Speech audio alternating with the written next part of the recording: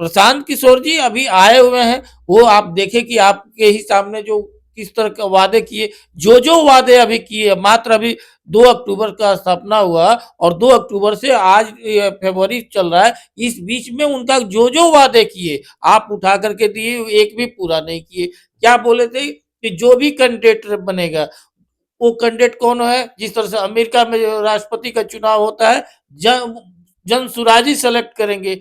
जो 4 कैंडिडेट दिए, एक भी जनसुराजी था? कोई नहीं था। बिहार का कोई भी बड़ा न द यहाँ तक कि उनसे देखिए कि एक जो छोटा रिचार्ज जो मुकेश सहनी है, उनमें ज़्यादा सीनियर नेता हैं। इसको रखा जाए ना, इसको रखा जाए।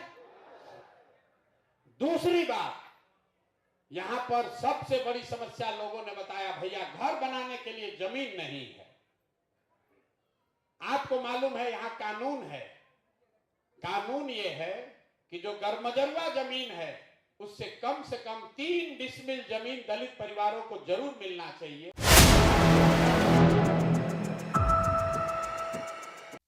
नमस्कार, आप देख रहे हैं 4 PM और मैं हूं अभिषेक मिश्रा। देखिए, 2025 के विधानसभा चुनाव से पहले बिहार में कुशवाहा पॉलिटिक्स के साथ साथ दलित पॉलिटिक्स भी खूब हो रही है।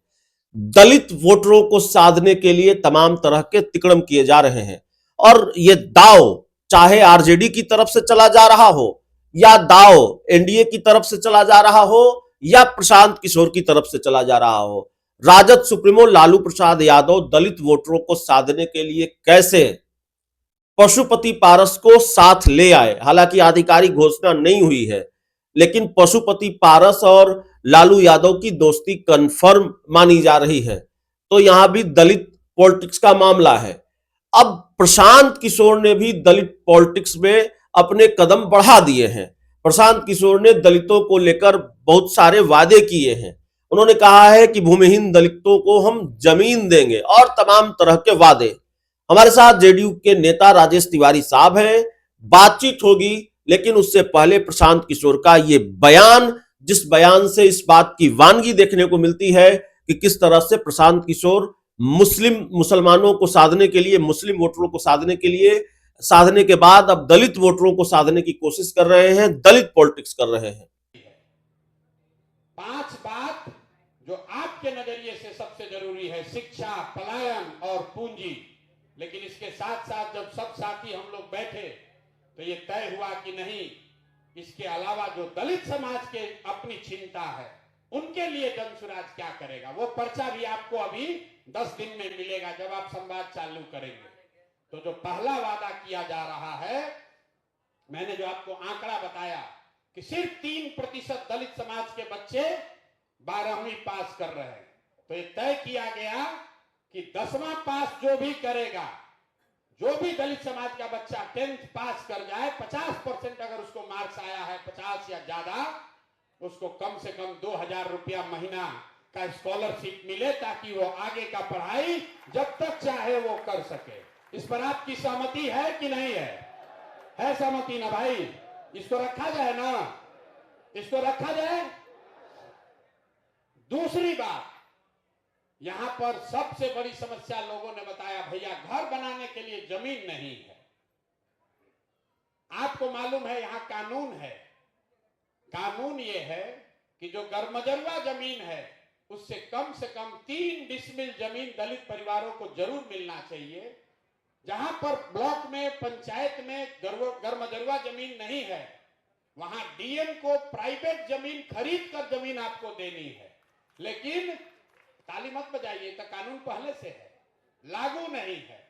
तो जनसुराज में हम लोग ये वादा कर रहे हैं और आप ये मैसेज लेकर जाइएगा कि अगले 3 वर्ष में जब जनसुराज की ये व्यवस्था बनेगी तो 100% जितने 50 लाख दलित परिवार हैं भूमिहीन, जो जमीन के बगैर इंदिरा आवास योजना का लाभ भी नहीं उठा पा रहे हैं, उनको 3 डिसमिल जमीन अभियान चलाकर, चाहे सरकार को खरीद के देना पड़े, हर परिवार को 3 डिसमिल जमीन जरूर दे दिया जाएगा। ये दूसरा बात होना चाहिए कि आप सहमत हैं कि कोई चेंज होना चाहिए। तीसरी बात जो कही गई कि जो हम लोग गांव में देखे, ये मेरा अनुभव है कुछ लोग उससे सहमत हैं, कुछ लोग नहीं सहमत हैं। आपकी राय जानना चाहते हैं। हमने देखा कि बिहार में बहुत बड़ी संख्या में जो लोग खेती अपना खेत बटाई पर देते हैं, वो दलित समाज के लोग वो बटाई पर जमीन नहीं ले पा रहे हैं। उसकी दो वजह दिखी। एक तो दलित समाज के पास, कई साथियों के पास पैसा ही नहीं है कि खेत बटाई पर भी ले सके, और दूसरा ये दिखा कि कई जगहों पर लोग दलित समाज के साथियों को इसलिए जमीन नहीं देते हैं कि डरता है कि अगर दलित समाज के लोगों को जमीन पट्टा पर देंगे, बटाई पर देंगे तो कब्जा कर लेगा। चूंकि पहले यहां जमीन को लेकर संघर्ष चला है, तो इसलिए जनसुराज ये सुझाव के तौर पर रख रहा है, आप लोग इसमें अपना मत दीजिए कि अगर जनसुराज की व्यवस्था बनेगी तो सरकारी जमीन जो है उसको सरकार पट्टे पर दलित समाज के साथियों को प्रायोरिटी पर दे, ताकि आप भी खेती कर सके और आपको मजदूरी न करना पड़े। दलित समाज में एक बहुत बड़े वर्ग को किसानी से जोड़ा जाए, इसलिए ये हम लोग वादा करना चाहते हैं। चौथी बात जो कही गई कि दलित समाज के जो साथी हैं, जो कॉन्ट्रैक्टर बनना चाहते हैं, कुछ छोटा मोटा बिजनेस करना चाहते हैं, उनको पूंजी कर्जा नहीं मिलता है, तो एक विशेष अभियान चलाकर दलित समाज के युवाओं को ट्रेनिंग, प्रशिक्षण और उनको ऋण की व्यवस्था सरकारी गारंटी पर किया जाए, ताकि आपको बैंक में जमीन न रखना पड़े। आपके पास है ही नहीं तो आप गारंटी दे नहीं पाते, आपको लोन मिलता नहीं है, तो सरकार अपने गारंटी पर दलित समाज के प्रशिक्षित युवाओं को लोन मुहैया कराए। ये चौथी बात कहना चाहते हैं। और पांचवी बात जो राजनीतिक है, जितनी आपकी संख्या है, आपको रिजर्वेशन आरक्षित सीट पर मिला हुआ है। जनसुराज ये कह रहा है कि नहीं, जिन सीटों पर दलित समाज की संख्या है वहां काबिल लोग हैं, वो सीट भले आरक्षित नहीं है, लेकिन अगर काबिल कोई दलित समाज का व्यक्ति है तो उसको भी चुनाव लड़ाया जाए, चाहे वो मुखिया की बात हो या विधायक की बात हो। तो राजेश तिवारी साहब, आपने सुना, प्रशांत किशोर तमाम तरह के वायदे कर रहे हैं दलितों के लिए, भूमिहीन दलितों को जमीन मिलेगी और तमाम तरह के वायदे उन्होंने किए हैं, संकल्प लिया है।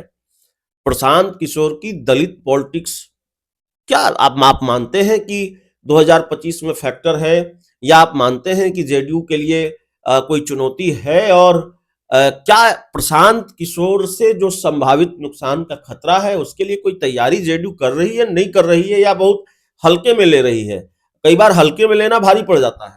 नहीं, देखिए, सबसे हकीकत यही है कि प्रशांत किशोर को कोई भी राजनीतिक रूप से उनको सीरियस ले ही नहीं रहा है, क्योंकि वो एक राजनीतिक व्यापारी हैं। अब जहाँ तक आप मुद्दा बताए, जहाँ तक बता रहे हैं कि दलित इशू का, वो जो मुद्दा गिना रहे हैं वो माननीय मुख्यमंत्री नीतीश कुमार जी पहले से कर रहे हैं।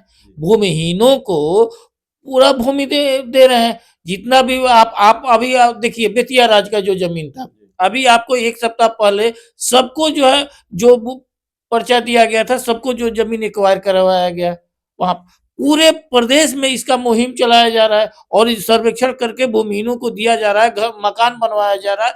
ये जितना इशू उठा रहे हैं ये माननीय मुख्यमंत्री जी कर रहे हैं। अब उसके बाद अब ये उठा रहे हैं तो उठाए, क्योंकि इनके पास कोई मुद्दा है नहीं, तो ये एन केन प्रकरण अपने को चर्चा में बनाए रखने के लिए इस तरह का इशू कर रहे हैं। लेकिन माननीय मुख्यमंत्री जी के प्रति जो दलित समाज का, जो अति पिछड़ा समाज का और जो निचला तबका है, वो जान रहा है कि माननीय मुख्यमंत्री नीतीश कुमार जी ने कितना मदद किए हैं, कितना काम किए हैं इस वर्ग के लिए, ये किसी से छुपा हुआ नहीं है। छुपा हुआ नहीं है, लेकिन प्रशांत किशोर ने अगर मुस्लिम वोटरों को साधने की कोशिश की, कवायद की, तो जाहिर तौर पर ये दिखा कि वो मुसलमान वोटरों में थोड़ी बहुत सेंधमारी करने में कामयाब रहे। उनकी नजर आपके आधार वोट बैंक पर भी है, दलित पॉलिटिक्स भी कर रहे हैं। माना यह जा रहा है कि एनडीए में अगर किसी को सबसे ज्यादा नुकसान होना है प्रशांत किशोर की वजह से, तो वो जेडीयू का होना है, नीतीश कुमार का होना है। लगता नहीं कि बहुत हल्के में ले रहे हैं? थोड़ी बहुत तैयारी आपको प्रशांत किशोर को लेकर करनी चाहिए। देखिए, हम लोग काम करते हैं जी। और हम लोग का हमारे नेता का काम बोलता है। तैयारी वो माननीय मुख्यमंत्री जी और जदयू हमेशा तैयारी में रहती है, हमेशा जनता के प्रति जवाबदेह है, जनता के जो भी समस्या है उसको दूर किया जाता है। प्रशांत किशोर जी अभी आए हुए हैं, वो आप देखें कि आपके ही सामने जो किस तरह के वादे किए, जो वादे अभी किए, मात्र अभी 2 अक्टूबर का स्थापना हुआ और 2 अक्टूबर से आज फरवरी चल रहा है, इस बीच में उनका जो वादे किए आप उठा करके दिए, एक भी पूरा नहीं किए। क्या बोले थे कि जो भी कैंडिडेट बनेगा, वो कैंडिडेट कौन है? जिस तरह से अमेरिका में जो राष्ट्रपति का चुनाव होता है, जनसुराजी सेलेक्ट करेंगे। जो 4 कैंडिडेट दिए, एक भी जनसुराजी था? कोई नहीं था। बिहार का कोई भी बड़ा नहीं, यहाँ तक कि उनसे देखिए कि एक जो छोटा रिचार्ज मुकेश सहनी है, उनमें ज्यादा सीनियर नेता है, लेकिन आपको जनसुराज में आज तक एक भी नेता आपको नहीं मिलेगा। जो 2-3 नेता गए हैं वो ऋणविहीन नेता है, वो भी अपने आप को जो है अपेक्षित सब दल में घुमा है, अब अपेक्षित है। मतलब प्रशांत किशोर की दलित पॉलिटिक्स, मुस्लिम पॉलिटिक्स से जेडीयू का कोई लेना देना ही नहीं, आप चुनौती मानते ही नहीं। एकदम वो खुद वो अपने आप में वो चुनौती है, बाकी उनको कोई चुनौती नहीं। आप देख लीजिए बिहार के राजनीति का कोई एक सीनियर नेता गया है? कोई नहीं गया है, वही हम बोल रहे थे। और जो गया वो पछता रहा है, वो उनका दलित से कोई मतलब नहीं है, वो बिना जनेऊ के ब्राह्मणधारी हैं। और मतलब नहीं, उन्होंने तो मनोज भारती को अध्यक्ष बनाया है। अब मनोज भारती को आप कितना दलित पहचानता है? उनके जहाँ का है मनोज भारती मधुबनी के, वहीं के लोग नहीं जानता है उनको, वैसे लोग को बना ही रहे। क्योंकि ये आईपेक उनका कंपनी है, आईपेक कंपनी के माध्यम से चल रहा है पार्टी। ये देश का पहला ऐसा पार्टी है जनसुराज जो एक कंपनी बनाई हुई है। जी, तो देखिए प्रशांत किशोर को फैक्टर नहीं मानते। प्रशांत किशोर की दलित पॉलिटिक्स से जेडीयू को कोई नुकसान नहीं होने वाला। प्रशांत किशोर अपने आप में समस्या है, अपने लिए समस्या है, ये जेडीयू का दावा है।